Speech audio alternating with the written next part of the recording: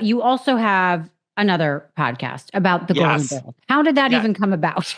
Well, this is it's called the Golden Girls Deep Dive Podcast. We just yesterday found out that we won a Webby Award. I've never won a Webby Award Oh, before. congratulations. Thank you. It's kind of a really big deal to us. We're really, really, really excited. I always wanted to make a Golden Girls recap podcast, but I wanted to do not just your traditional recap. So we call it the Golden Girls Deep Dive because in addition to recapping the episodes, we will also do deep dives into like we have a full-time researcher on staff.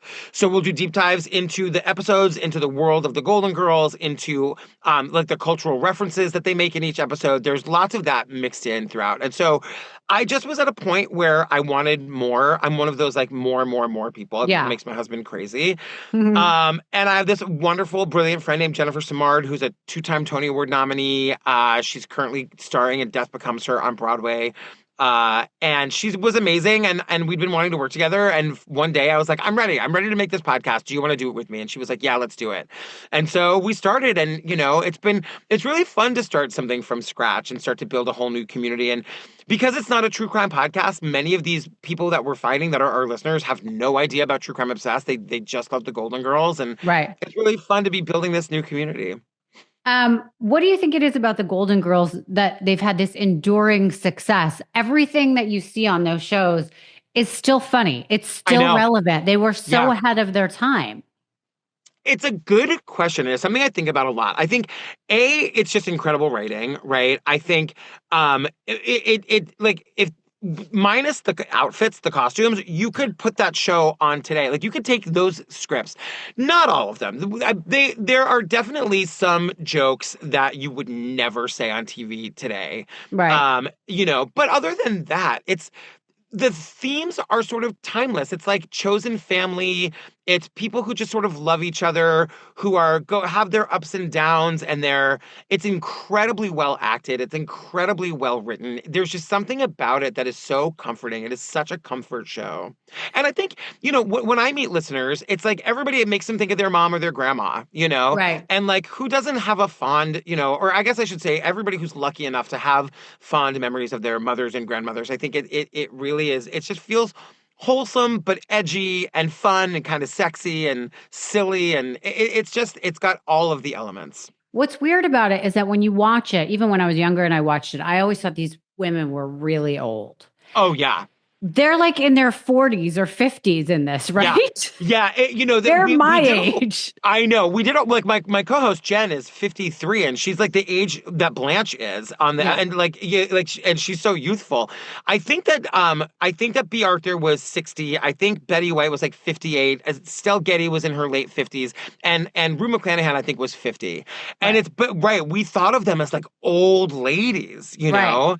I in a think that way was that a we lot just of their hairdo and yeah, the costumes like you're talking about and the way they decorated 100%. their home. They look like they live in Boca, in the Yeah. 80s or whatever. And yeah, it's also like, like other than Blanche, like none of them go out. They're just kind of homebodies and, they're volunteering or whatever. But yeah, I mean, in a way that like it does not ring. That's another thing that does not ring true. Right. I have a question from my friend Tim. He wants to know if you were a golden girl, which one would you be? Oh, Tim, this is a very sensitive question for me because I always thought of myself as a Dorothy, but my husband and everybody in my life tells me that I'm a Rose. And which is I hate because she's like the one I like the least. But I am kind of a silly dummy, so I guess I kind of am the Rose. That's so funny. All right. And I know you have a story you talk about on your tour where you met what's her name? Yeah, B. B. Arthur. Arthur. That's right. So What happened? I'm doing this tour. I'm doing 40 cities. Come and see me. It's a very funny I night. looked at your list. I want to see if I can get to one of them. Yeah, where do you live? Where are you based I out live of? in Palm Beach, Florida. Oh, I'm coming But to Orlando. I mean, if you can come, I'd love to have yeah, you. I'm going to talk to you about it because I definitely want to come. Oh, that'd be amazing. Yeah. So essentially, what happened was when I gave up on my acting dream in college, I didn't know what to do with myself. So I got an internship on a morning radio show in Massachusetts called the Maddie in the Morning Show, which is like a famous show. And I Uh, thought I was going to be around famous people all the time. And then it turned out that like the famous people that were on the show were like phone interviews. But I had like lied to my friends and said that I was meeting all these famous people. And so when it was announced that B. Arthur was coming to my college to get an award, they're like, well, you're around famous people all the time. Like, you should be her host for the weekend. And I, of course, was like obsessed with her.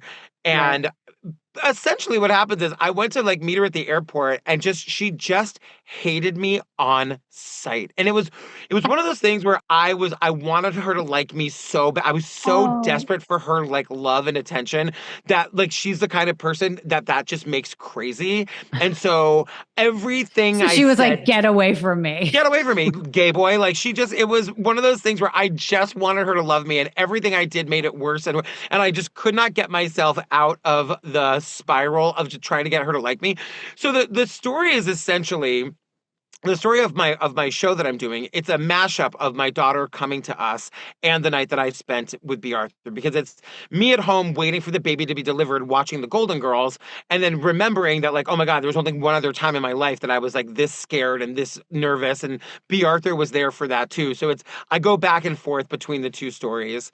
Right. Sort of And then together. I heard, I mean, it obviously made that big of an impact that now on tour you have like an impersonator, right? Yeah, so Jason B. Schmidt is this amazing B. Arthur impersonator. And so he's not with me in the room, but what we did was we recorded him as B. Arthur and all. So we've got these beautifully edited videos of me of B. Arthur and then me live sort of interacting with her I while see. she's like she's returned from beyond the grave to tell her side of the story.